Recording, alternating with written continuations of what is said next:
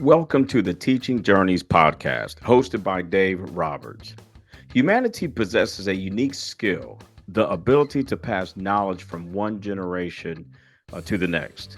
This podcast embraces that ability, offering learning opportunities through conversations with extraordinary guests. Dave aims to leave a positive mark on individuals around the world. So before you dive into today's episode, please share this podcast with your network, including friends, family, and colleagues. And please consider leaving a rating or review.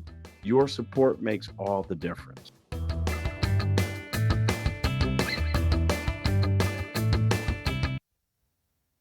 Hi, everyone, and welcome to another episode of the Teaching Journeys podcast. I'm your host, Dave Roberts, and today it is my pleasure to have as my guest, Kirsteen Williamson Guinn. Kirsteen is an experienced senior leader with 15 years at director level in a large corporation. She has a proven track record in delivering commercial growth and cultural transformation across large teams. After experiencing stress and anxiety in her life, and losing her confidence for the first time in her career, Kirsteen created her business Return to Work in November 2019, now known as Elevate Women. This business was created to support people in the most stressful time in their career when they return to work. As the business has grown, clients come to Kirsteen for a variety of reasons, not just because they are returning to work. As a transformational confidence and transition coach, Kirsteen enables her clients to build unshakable confidence so they can return to work confidently or step up in their career. Kirsteen is a certified master of transformational health and life coaching and a master of feminine power principles. And with that, Kirsteen, it is my pleasure to welcome you to the Teaching Journeys podcast today. I'm excited to be here, Dave. Looking forward to our conversation. I am too, and I got to ask you, how's the weather in the UK today? We've had so much rain again this week, but today it's sunny. So we're touching wood, crossing our fingers. It's a bank holiday weekend. Normally that means rain. Yeah, and it's actually May 24th we're recording. And we usually, where I live in upstate New York, which is about 5 hours east of New York City, we usually have rain, but today it's sunny and cool, and we've had a stretch of warm weather, so I'm glad that the weather is in alignment today. I've just got back from New York. That's right. You had mentioned you were going to be in New York. How was your trip? It was lovely. The weather was good. It was warm. Well, that's good. You hit it at the right time, because sometimes the weather in the Northeast is hit or miss, and that's during all seasons of the year. But anyway, are you ready to get going? Let's go. All right. First and foremost, Kirsteen, tell our listeners about the experiences that have shaped your life path, your life passions. I suppose the most recent is when I left my corporate career after 32 years. I worked in banking. People would never imagine that I would have left. And when I did leave, people couldn't believe it. But a few years before I did leave, I knew that I would want to go and set up my own business. But then my parents' health really started to take a downturn. So my dad was diagnosed terminally ill, and my mum had dementia. And I was watching both of my parents fade away in very different ways, and at the same time, which, we all have things to deal with. We all experience loss and change and all the things. But this was a massive turning point in my life, because up until that point, everything had been about work and my career. And I worked long, hard. I put lots of things on hold, including my life and often my family. And watching what was going on made me take real stock. But I couldn't do that until I kind of hit the bottom, because as you said, I became stressful and anxious. I was putting a lid on all of my emotions and keeping going because I had a very big job and I had people around me that relied on me, and I had to keep going. But you get to a point where you realize this is not healthy, and I don't want to go the way that, I'm watching my parents go.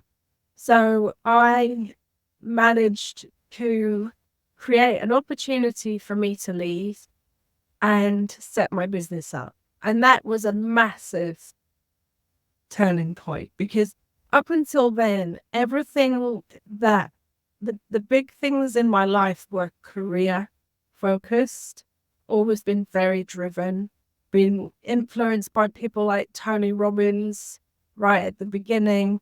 I guess when I very first started my job, I was influenced by someone who told me that I didn't need to worry about personal development or qualifications because I'm a woman.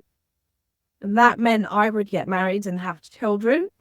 And so these things have kind of influenced me and made me the career, ambitious, driven woman that I still am, but now it's in a different way. I've never worked in corporate, Kirsteen, but I can just imagine that that's got to be a different kind of pressure. And if you are responsible for organizing a team, working with the team, it's not only that you're responsible for their professional growth, but they bring their histories into the workplace. So it's also holding space for all the personal problems that they will bring in, or the personal dramas that may play out because of what their personal histories that they bring into the workplace. So I imagine that's had to be stressful. I imagine you would have had to master the art of compartmentalization and not let your emotions get in the way of that, in spite of everything else that was happening to you at home. So, but you're right. I mean, once emotions don't have an outlet to be expressed and they stay inward, it does a lot more damage. It does a lot of damage physically and emotionally, and it translates into depression, translates into anxiety, ulcers, headaches. Yeah. And I am glad you made the move when you did and empowered yourself. I mean, I had been, as I mentioned, I was looking to leave at some point. So I started to train as a health coach, which was my savior, because I started to learn how to look after myself. I didn't know how to do that. I knew how to get stuff done. I didn't know how to look after me.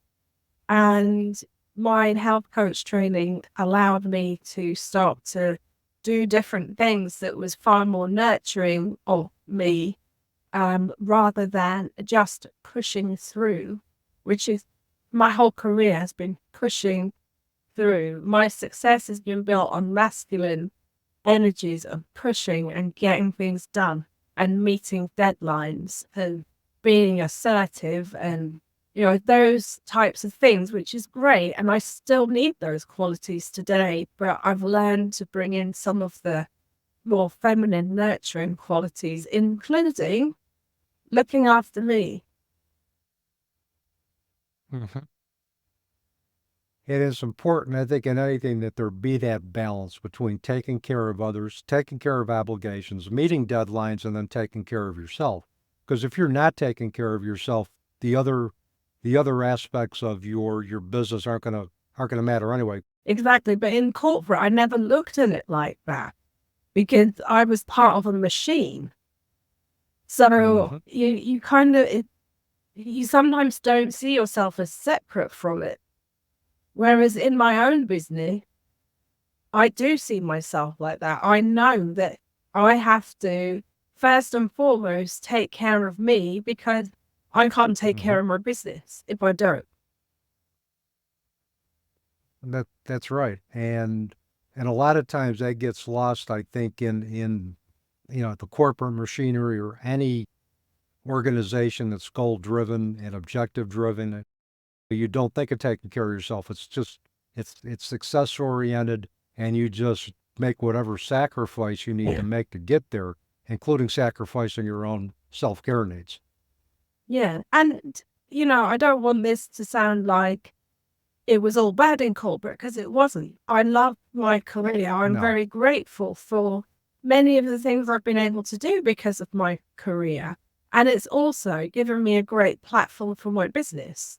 But absolutely, I needed to leave. And this is a trend that is becoming more and more prevalent, especially with women who get to a certain age and think that's enough now.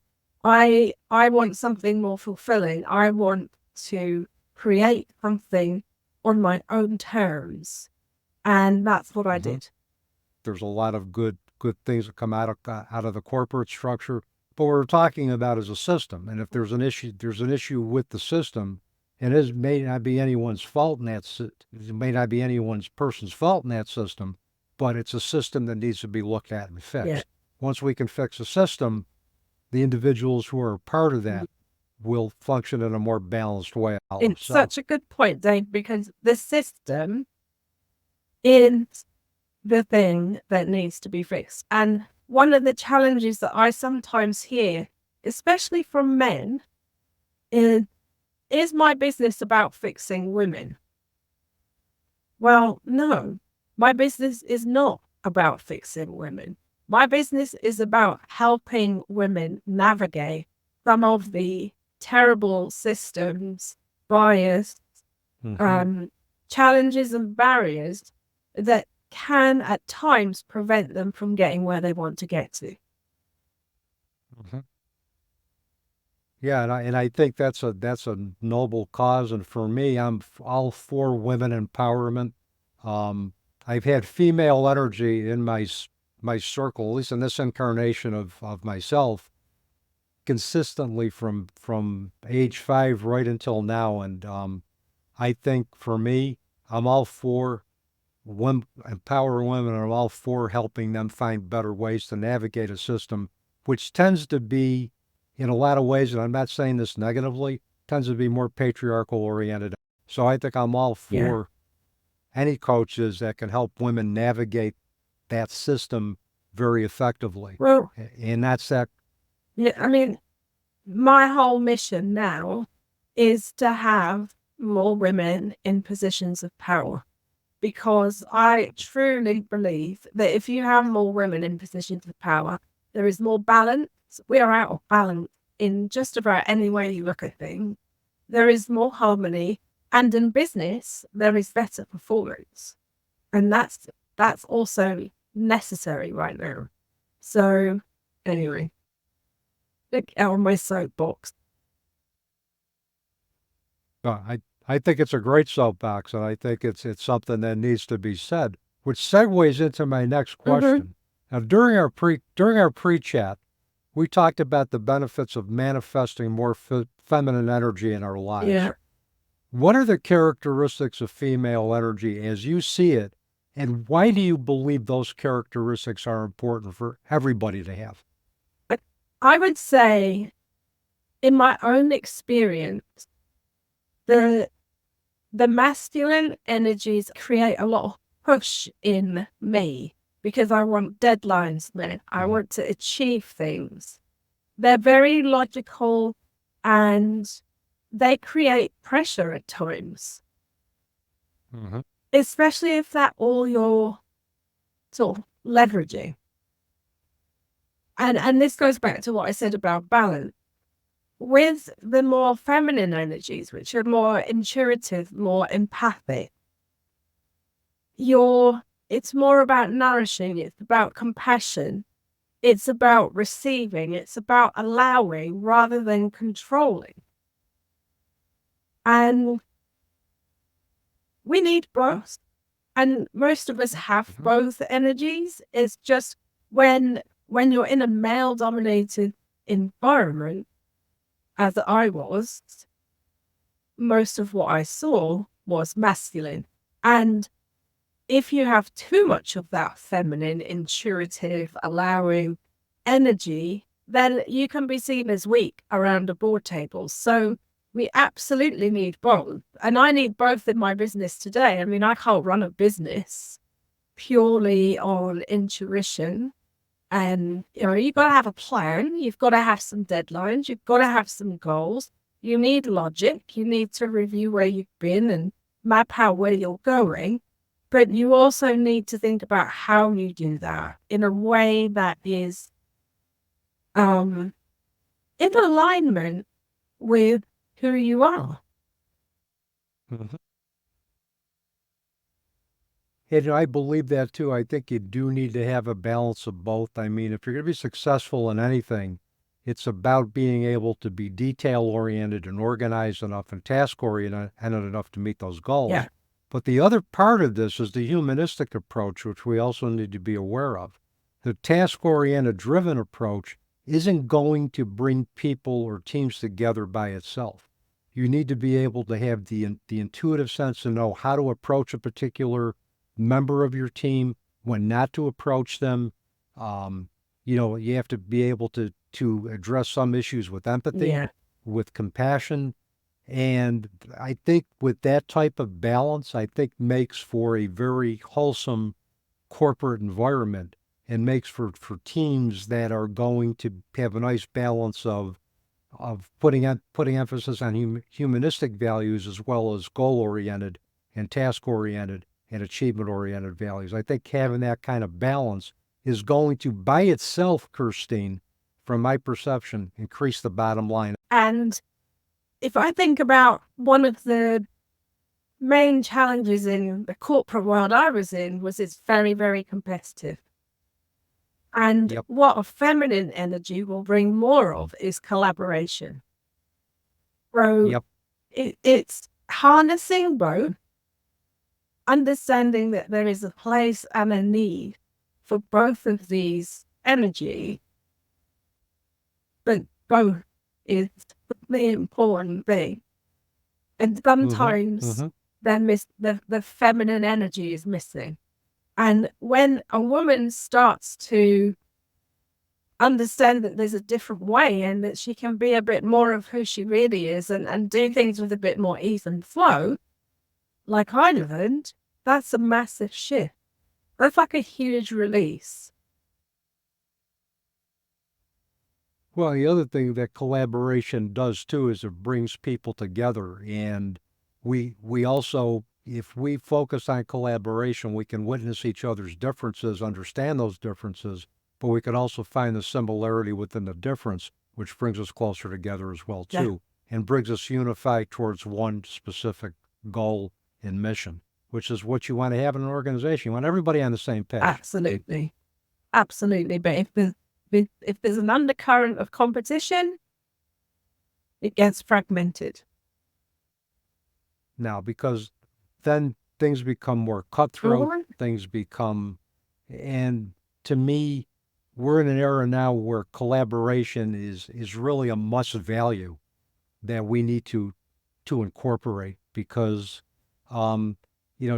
shared resources, if we can share our resources, I think that's going to just make for a better workplace, but it's also going to make for a better world as well too, if we can share and collaborate. That the workplace could be a microcosm of what can happen out in society if we let it, if we focus on collaboration. So I agree.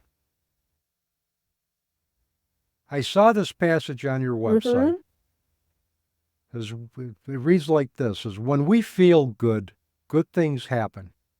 So tell me more about the meaning of that phrase to you, and does that inform your work with female leaders? Yeah, it does. And I remember having this acute awareness that sometimes we just focus on the wrong things. And I was working with someone who'd just lost her husband, and suddenly, very young. And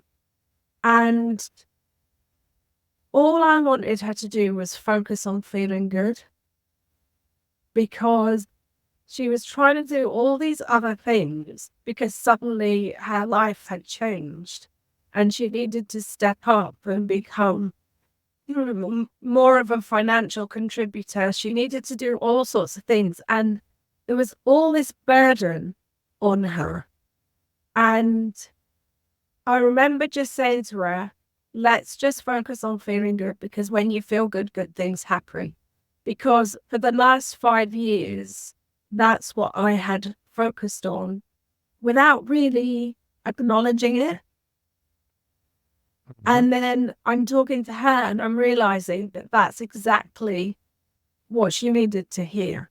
And now it's one of those things that I say all the time, because I fundamentally believe that when we are doing things to manage our energy, our headspace, to make things feel good for us, that's when we're able to create or co-create the good stuff that we want in our life. It's the energy of it. But when everything feels heavy and a struggle and a burden, then it's so much harder.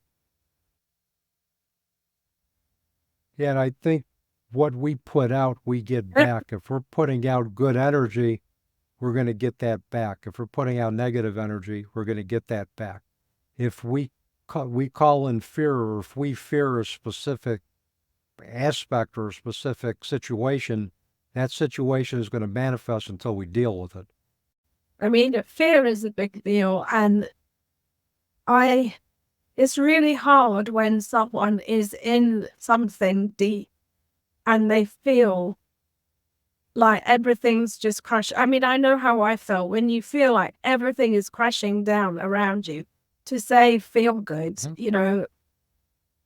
it's probably the most annoying thing to say. But when you start to break down, okay, what are the little things that would help you feel just a little bit better, that would make you feel a bit more supported or encouraged, even if it's a tiny bit better, it's something. Yeah, and sometimes we lose track of just the small things or little things that can make us feel better, because we're busy trying to negotiate the bigger stuff and the bigger things that comprise tragedy. Yeah. Let's get to Elevate Women Coaching. Okay. Your business, your creation. Tell our audience about the mission of Elevate Women Coaching and the services that you provide. And what do you perceive has been the impact of your services on elevating female leaders? My mission is to have more senior female leaders around the table. And I want them around every table, and I want them heard. And so my mantra is I help women build unshakable confidence so they can speak up, step up, and stand out. I come across so many women that want to say things but don't. We as women get interrupted. In the UK, it's 1.67 times a minute. In the States, it's slightly less. And so I want women to be able to build whatever it is they need internally, to be able to say what they want, to be able to create what they want, because we just spoke about this. When there are more women around the table, there is more balance, more harmony, and better performance in business. So that's what I do. And I work with individuals and I work with organizations. Organizations here and in the US and many other countries are very focused on gender parity, and it's clear and obvious that there's not enough women in senior positions. And what I talked about before, about women getting to a certain age and thinking, I want something else and leaving, is a big challenge. So I want to help organizations take better care, create better opportunities, and deal with some of the systems that stop women from getting where they want to get to. Hybrid working right now, that there are more women that work at home than men for obvious reasons, but that creates exclusions. That means women are less likely to speak up on conference calls than they are in person. And, there's all these dynamics that are at play, and that's what I help people do. It's massively important to me. Having spent so long in a male-dominated corporate environment, it's also important to me because I am a big animal activist. I want a world where we see animals are here for themselves, not for us. They're here with us, not for us. And I also believe that when more women can have a say and work to their own agendas, that more of that is likely to happen. Because if you look at the number of vegans, vegetarians, it's very female dominated. So that's like my undercurrent. Mm-hmm. Well, I'm an animal lover, so I'm sold on that part of your mission as well too. And I agree. Animals can teach us a lot about ourselves. Mhm. And the other part is, I think if you talk to anybody who's a student of history, or talk to even somebody from the Native American or other indigenous populations, they will tell you that the animals were here before us. They inhabited the earth before us, and they have every right to it. They have every right to be treated with respect, as any other living thing in this country, in this Absolutely. world. And I'm glad that is also part of your initiative. Take me through when a woman first comes to you as a client. Yeah. First of all, can you tell me, just without obviously violating confidentiality, what are some of the issues? What are the primary issues, presenting problems or issues that women requesting your services present to you? So they might come to me because there's some sort of change, whether it's the lady that lost her husband, whether it's someone who's just lost their job. Sometimes they come to me because they've just got the big job and they're having a holy moly moment and thinking, how on earth am I going to do this? Sometimes they're stuck and they don't know where to go next, or they feel like they're overlooked in their career.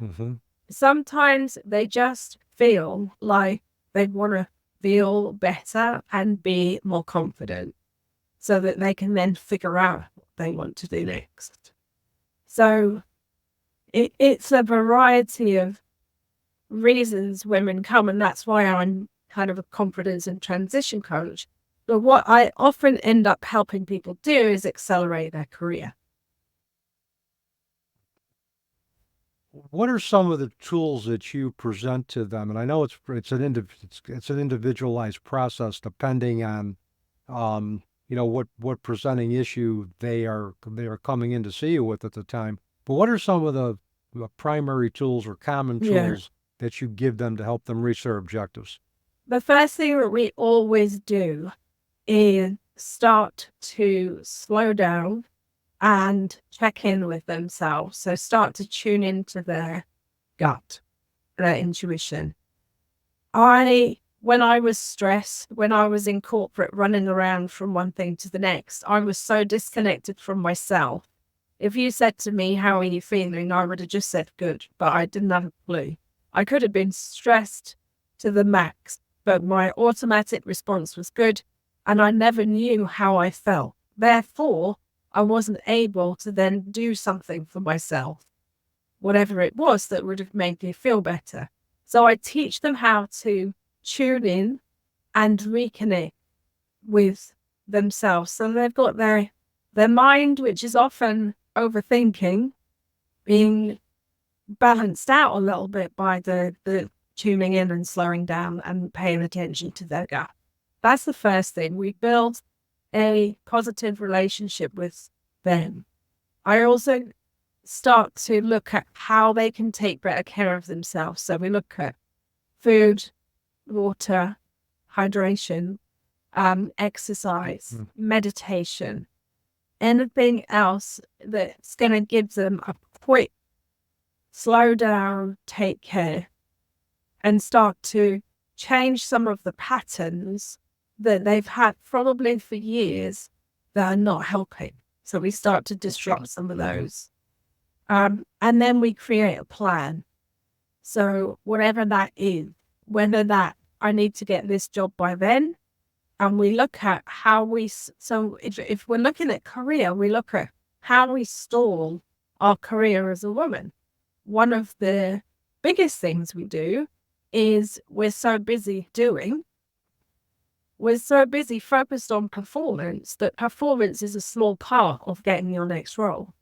Exposure is the biggest whole, but we are so busy in the do, we're not managing our profile, we're not doing the stretch projects, and we expect our performance to talk for itself, and it doesn't. So I get them to see things differently. I get them to build a different self-concept, expand what's possible for themselves so they can then start stepping up. So there's lots of different things that we do, and it really depends on what the plan is. And as it should be, because one size does not fit all, particularly when you're working with individuals. You have to give them tools that are going to be, one, they're going to be receptive to, and that are going to basically meet their own unique needs. Yeah. So, and that's not only ethical clinical practice, but I think that also comprises ethical coaching services as well too, when you meet the client where they're at and give them the tools that they are motivated, or that best fits their their background and their preferences. So I think it's great. I think I like that you do a lot of holistic practices such as meditation, such as mindfulness, and you merge that with some very goal-oriented, task-oriented approaches. Is a very integrative philosophy, and I like that. If there is one thing that you would want to leave our listeners with today, what would that be, Kirsteen? I would say to everyone, you have many relationships in your life, and you have relationships that you invest in, you nurture. The relationship you have with yourself is the most important, and it's often the one that we invest in the least and we neglect. Whatever it is that our listeners are looking to do, we are the people that's going to enable that to happen. So instead of jumping into what do I need to do, is come back to yourself first and think about, how do I need to take care of myself? What's the mindset I need to have around this? And just really check in with what's going on internally and how you're taking care of yourself before you start going or trying to do a million things. And I say that as someone who spent, 35 years running around, getting things done and doing things well, but at what cost to me? And I like the check-in piece, particularly when we wake up in the morning, just to sit down in our beds for a second and see where our body is speaking to us. Where is it holding tension? Yeah. Where is it feeling tighter? What parts of my body are harder to move than usual? And when our body speaks to us, that's a first cue if things are out of alignment, that we need to begin to take care of ourselves. Either if we do some moderate stretching, some exercise, some gentle yoga, if we are into that, or meditation. That I think is something that we don't do. We may not do enough of. What we tend to do is ask everyone else, how are they feeling? What I get my clients to do from the get-go is ask themselves, what am I feeling and what do I need? And that's how you start. And those are more concrete ways to get to how you're feeling. Because a lot of times if somebody asks me how I'm feeling and I don't want to talk about it, I'll just say I'm okay. Yeah. And so essentially, I think the more directive you can be with that question, or the more specific, the more of a specific and direct answer you're going to get. And it's going to help that person put their thoughts into perspective and give them more clarity in the process. So Exactly. tell our audience, they want to get in touch with you, what is the best way for them to do that? Either email me, Kirsteen at elevate-women.co.uk, or find me on LinkedIn, Kirsteen Williamson Guinn. There's only one of me on LinkedIn with that name. You will find me. Yes, that isn't, you're right, that isn't a common name. And I was thinking to myself, boy, with the name that you had that was that long, you must have one big business card just to get your name on it. So, but Yeah.